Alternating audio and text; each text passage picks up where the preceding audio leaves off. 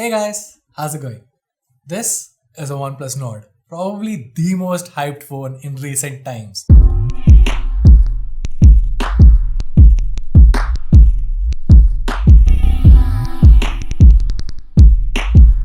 Now that all the hype has settled down and all the smoke has cleared out, I figured it's time to take another look at the OnePlus Nord and see whether, it was worth all the hype or not.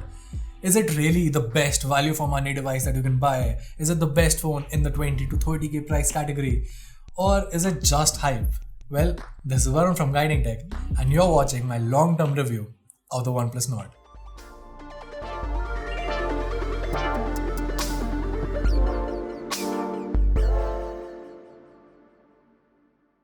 Okay, so let's start off with the design. See, I love the form factor of the OnePlus Nord. Now I'll tell you why. I use the OnePlus 8 Pro as my daily driver, and my colleagues, they use the ROG Phone 3 and the Note 20 Ultra. They're all great phones. They're amazing flagship devices, but they're huge devices as well, and they're super heavy. This just feels so good in hand because it's so comfortable to hold, it's lightweight, grippy, and the whole form factor of the device just reminds me of the Galaxy S20, which is the last phone that I loved for its form factor. Now comparing Nord to the S20 is obviously saying something, and if you take that into account, the Nord offers a premium kind of a design for just 25 or 27,000, depending on which device you can get available for now. Now I know a lot of you guys will be triggered by the premium word that I just used, considering that this does come with a plastic frame, but to that I have to say this. If you were to hold the OnePlus Nord, I can bet that you won't be able to guess that this has a plastic frame unless someone actually told it to you. Trust me, it genuinely feels that good in hand. And okay, maybe it is not as durable as an aluminum frame, but at the same time, it definitely feels quite premium, and that is a fair trade-off for the price tag that this comes with. However, as good as everything else is, the device looks and feels good in hand. From a distance though, I am not really a fan of the device. See, from a distance, this looks like a carbon copy of pretty much everything that Realme or Oppo makes. Now, I'm not calling those phones bad looking, but this is just an overused look. And it doesn't do the Nord any favors. It does not make the device stand out from the herd. And here's the funny part, even the recently launched Oppo F17 Pro or the new Realme 7 series, they are also changing their design. So for OnePlus to follow Realme's footsteps in an outdated and overused design just does not make sense to me. Now, to be fair, it's still a modern design. You still get a hole punch camera up front, dual hole punch camera actually, and the rear quad camera setup is still quite modern. It's not bad or anything, but yeah, it's not unique per se. Also, in the long-term process, the device has held up quite well against scratches and any kind of other materials because the glass back here hasn't seen any scratches in my extensive usage.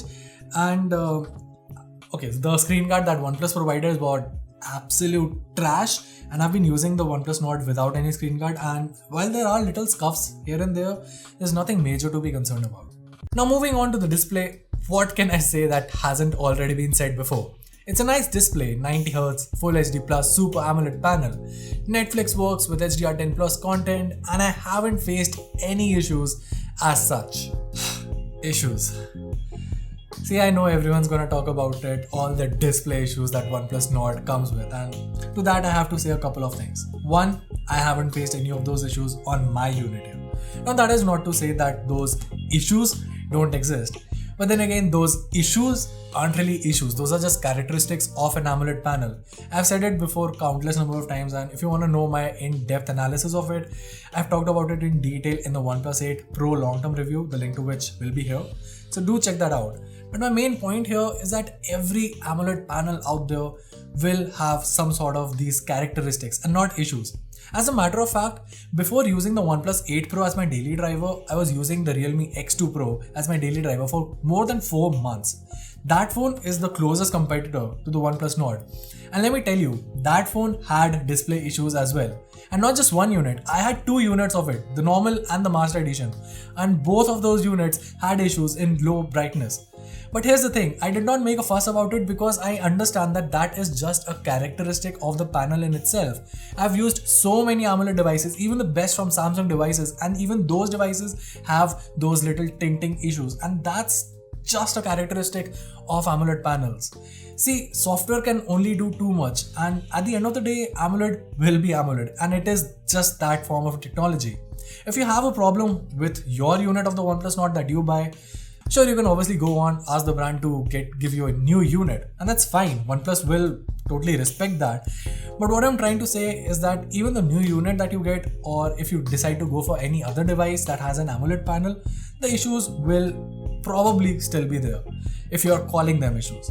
Now next up, we have the cameras. And okay, so I was hoping to talk a lot about the cameras here, but the truth is there's only so much to talk. First off, the company has rolled out a handful of updates since the launch, and almost all of them focused on optimizing the camera performance.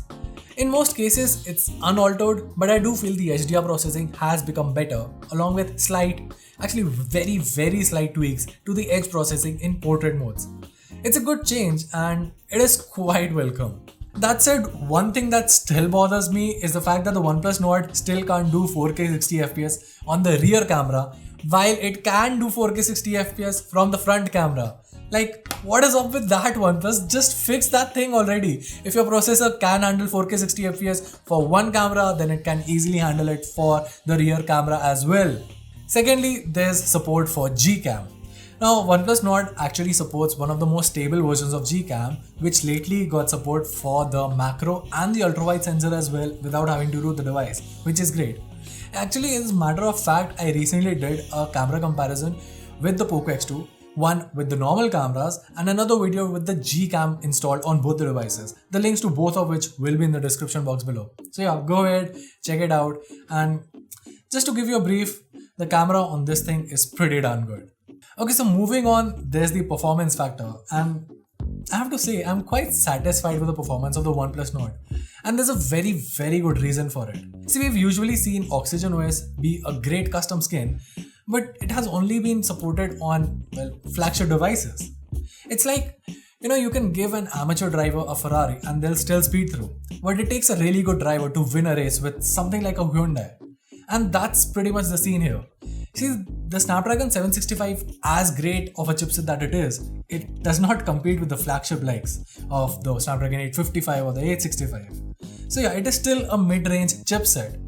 But with the optimizations that Oxygen OS brings, it's able to basically push out the best and squeeze out maximum performance from the Snapdragon 765 so as to give you an experience that's comparable to flagship performance. So after all the multiple apps that I've loaded on this phone, and I've been using it so far continuously as my secondary device and sometimes even as my primary, the phone is still as snappy as the time as it was when I unboxed it. Now, while we're on the topic of software, the OnePlus Nord wasn't a part of the OxygenOS 11 beta that was recently announced. I've already done a video talking about all the new features that are coming with OS 11, the link to which will be here or in the description box below, so make sure to check that out. Now, while it's not in the beta, it's safe to assume that Nord will be one of the first devices to come with the new update for the new OxygenOS 11 beta. I mean, I would hope that the new update comes at the same time as the OnePlus 8 series, but yeah, there's no confirmation for it from the brand. But then again, since it's a newer product, I don't expect the update to be delayed. Now, another thing that I want to stress upon, which does not really concern Indian users at this point of time, but for those of our global viewers who are watching this video, the OnePlus Nord also comes with support for 5G connectivity. So that is a good point, which makes the Nord, well, future-proof. I mean, there are other devices in this price segment, but none of them are capable of doing 5G. So yeah, that is a good trade-off. Actually, not a trade-off, that's a positive factor only. Because yeah, you do get 5G connectivity at this price point, and the performance on this phone is still pretty good. So yeah, if you're someone who is really concerned about great internet speeds and who has 5G connectivity in their area available, obviously the Nord has a significant advantage in terms of its competition. Then there's a battery life. And the OnePlus Nord comes with a 4115 mAh battery, which easily lasts you a day and a half with medium to light, actually sometimes even heavy usage. It's a decent battery, and the Snapdragon 765 chipset is not power hungry or anything. So yeah, the efficient chipset here along with a decently sized battery do offer a great battery life. That said, one major issue that I have with the OnePlus Nord is something that I have with the premium devices as well, is that 30T, 30 watt, 30T warp charging. Like, call it whatever you want, it's slow. It's slow in terms of the competition. See, it's not bad. I mean, if you're a new user who's just switching to 30 watts of fast charging, it's great. You will love it. But as a reviewer, since I've tried out devices with 55 watt, 65 watt charging, this feels slow. In fact, the Realme 7 series that was recently launched, the Realme 7 Pro, is priced at 20,000 and comes with 65 watt of fast charging. The Realme X2 Pro, which is the direct competitor to the OnePlus Nord, which was launched almost a year back, actually not a year back, but maybe less than that, came with 55 watts of fast charging. Now I know that people will say that this is a new device, it comes with a new chipset, there's the extra price paid for the 5G modem. I agree all that. But please, it's time to move from 30 watts charging and just move on to a faster standard. Like seriously, you are just letting your competition get ahead of you. And that is something that I am sure OnePlus does not want. So, after all this, was the OnePlus Nord worth all the hype? Well, in most cases, yeah. The design feels premium, the camera is good, the display is good, it offers decent battery life. So yeah, as a whole, the device feels like a win, right? Except that most people don't quite agree with that because they fail to see the picture that OnePlus has painted here with the OnePlus Nord. See, if you want a performance-focused device, the Realme X2 Pro is the clear option to go for. If you want pure value for money, the Poco X2 or the Realme 7 Pro is a better pick. So, what does the OnePlus Nord offer? Well, it offers you the best of under 20k devices in a more polished finish.